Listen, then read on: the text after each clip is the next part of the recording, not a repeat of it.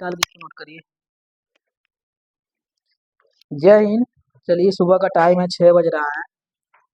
पढ़ाएंगे आप सब लोगों को पाचन तंत्र क्लास 10 12 और तैयारी के लिए बहुत ज़्यादा इंपॉर्टेंट होता है। एमसीक्यू टाइप का क्वेश्चन कोई भी इसमें से पूछ देगा। इसको बोलते हैं इंग्लिश में डाइजेस्टिव सिस्टम। सबसे पहले हम पढ़ाएंगे पाचन तंत्र का वो पार्ट कि सबसे पहले यानी कि अगर दुग्ध हो यानी दूध को पचाने के लिए किस एंजाइम का उपयोग करते हैं या पेट में होता है तो रेनिन क्या होता है, रेनिन। याद रखिएगा, दुग्ध को पचाने के लिए दुग्ध को पचाने के लिए किस एंजाइम का प्रयोग पेट में होता है तो रेनिन का। ठीक है, अब आगे है नेक्स्ट यानी भोजन को प्रोटीन को किस में बदल देता है। जब पाचन हो जाता है प्रोटीन को किस में बदल देता है। ठीक है, तो याद रखिएगा एमिनो एसिड होता है। क्या होता है, एमिनो एसिड। एमिनो एसिड में बदल देता है। उसके बाद है बड़ी आंत का मुख्य कार्य क्या होता है। जो हमारी बड़ी आंत होती है उसका मुख्य कार्य क्या होता है तो जल का अवशोषण होता है। यानी जल का वो क्या करती है, अवशोषण करती है। यानी बड़ी आंत का मुख्य कार्य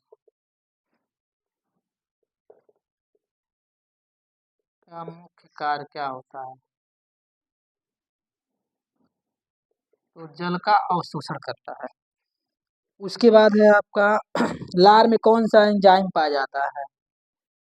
यानी जब हमारा भोजन पचता है तो उस समय लार में कुछ एंजाइम निकलते हैं, तो उस समय कौन सा एंजाइम होता है तो आपको पता होना चाहिए। पहला होता है टायलिन। क्या होता है, टायलिन होता है। उसके बाद लाइसोजाइम होता है, लाइसोजाइम इसको बोलते हैं।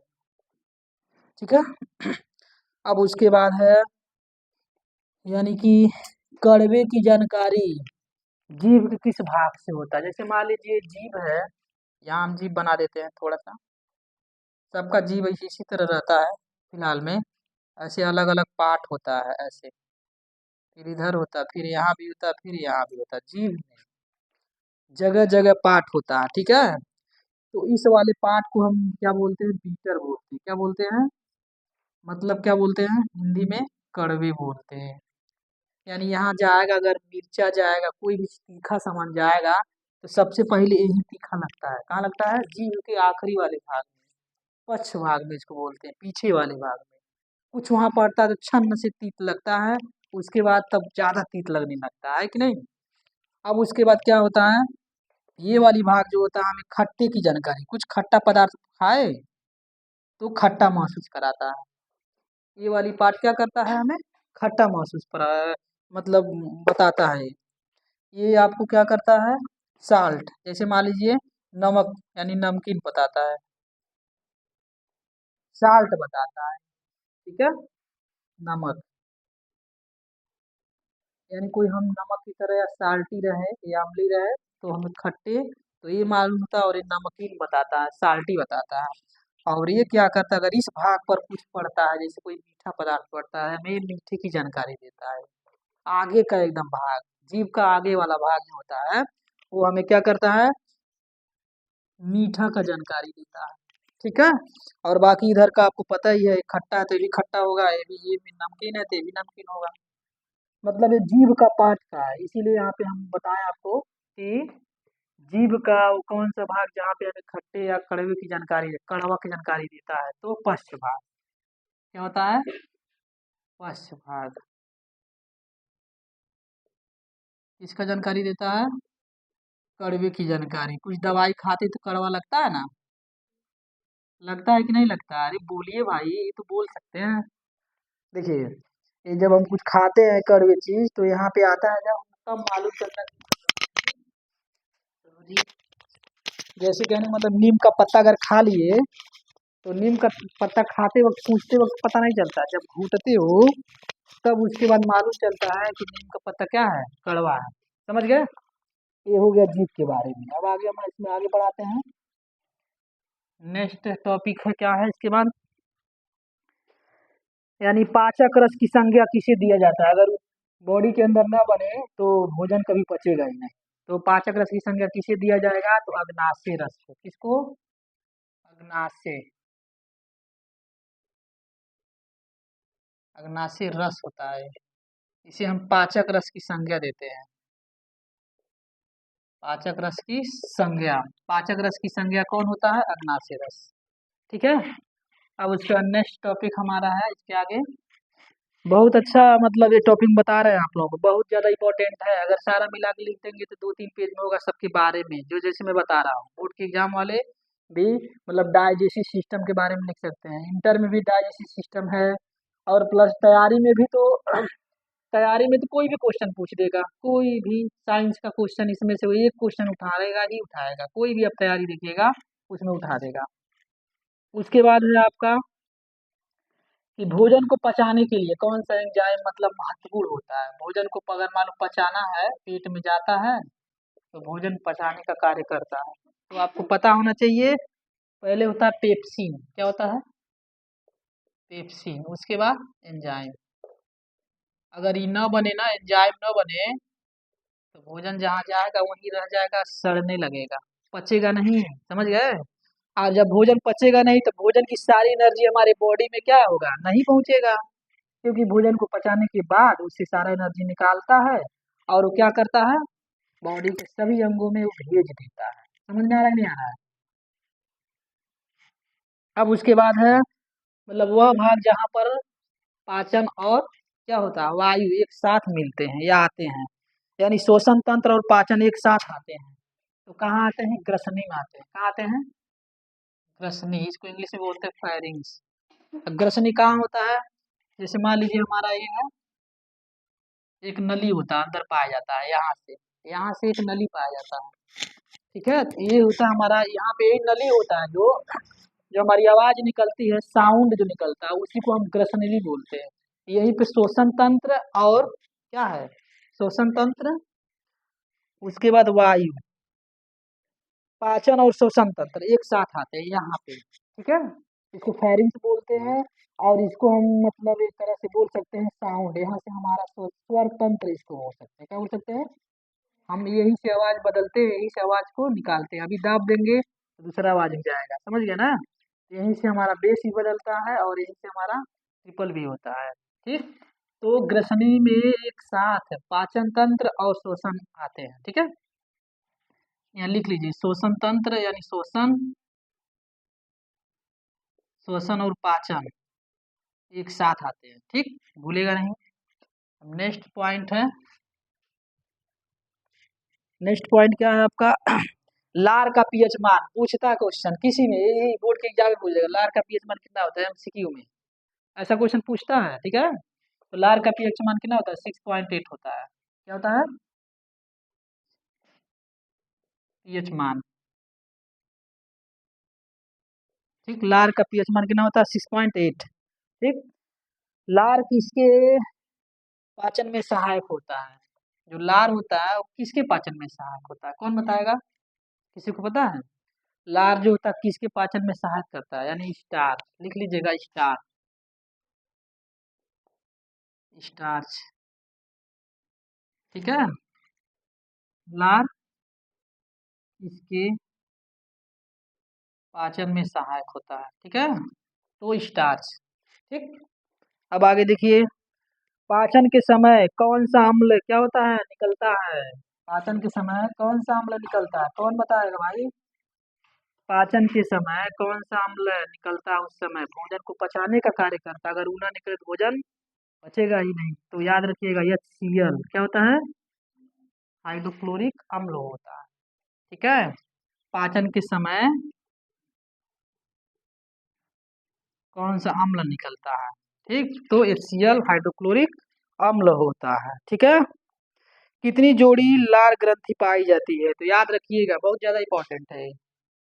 कितनी जोड़ी लार ग्रंथि पाई जाती है? तो 3 जोड़ी। कितनी? 3 जोड़ी लार ग्रंथि पाई जाती है।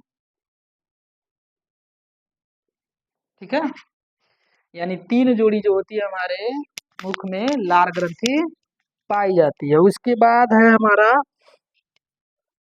पाचन की शुरुआत कौन सा एंजाइम करता है? यानी जब सबसे पहले पाचन का जब शुरुआत होता है तो कौन सा एंजाइम करता है? तो याद रखिएगा, जठर जठर लाइपेज क्या होता है?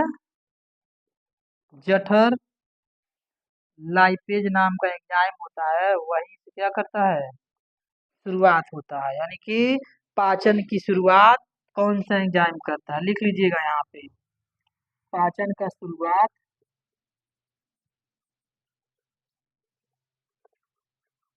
कौन सा एंजाइम करता है? तो जठर लाइपेज क्या होता है? जठर लाइपेज पाचन का शुरुआत होता है, यानी जठर लाइपेज से ही पाचन का या डाइजेस्ट का हमें शुरुआत होता है हमारी बॉडी के अंदर। ठीक है, उसके बाद है अमाशय में पाचन के बाद भोजन किस नाम से जाना जाता है? यानी जब भोजन जो होता है, भोजन जो होता है जब पेट में पहुंच करके जब भोजन पच जाता है तो उसके बाद उसका क्या नाम हो जाता है? तो याद रखिएगा, उसका नाम क्या हो जाता है? काइम हो जाता है। क्या हो जाता है? काइम हो जाता है, याद रखिएगा ये। यानी भोजन को पचने के बाद उसका नाम क्या हो जाता है? भोजन के पाचन के बाद नाम कायम हो जाता है। ठीक है, ये हमारा टोटल जितने भी हम पॉइंट पॉइंट पॉइंट करके लिखवाए हैं, जैसे आपको लिखवाए हैं दूध को पचाने के लिए, दूध दही को खा रहे हैं तो बॉडी के अंदर कौन सा एंजाइम पचाएगा? तो रेनिन। ठीक है, प्रोटीन बदल जाता है, किसमें बदल जाता है? एमिनो एसिड में बदल जाता है। उसके बाद आपका है बड़ी आंत का मुख्य कार्य क्या होता है? जल का अवशोषण होता है। ठीक है, और हमारे मुख में या सबसे मेन जो हमारा एंजाइम पाया जाता है वो कौन सा एंजाइम होता है? तो याद रखिएगा, कहाँ पाया जाता है? लार में। भूल जाएंगे, लार में कौन सा एंजाइम पाया जाता है?